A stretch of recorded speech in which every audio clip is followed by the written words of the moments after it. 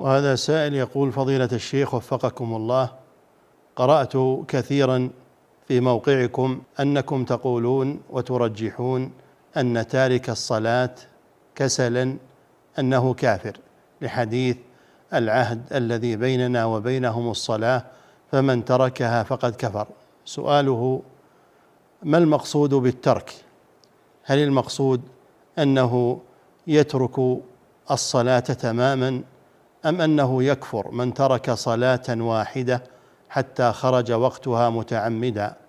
فما المراد بالترك؟ المراد بالترك عدم الفعل، فإذا جاء وقت الصلاة ولم يصلي مع الجماعة أو حتى ولو منفردا،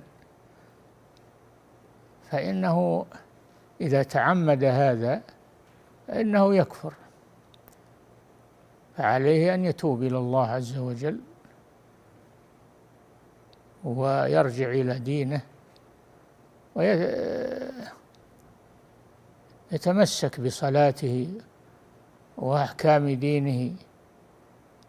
نعم. إذن وفقكم الله، من ترك صلاة واحدة متعمدا. نعم. بارك الله فيك.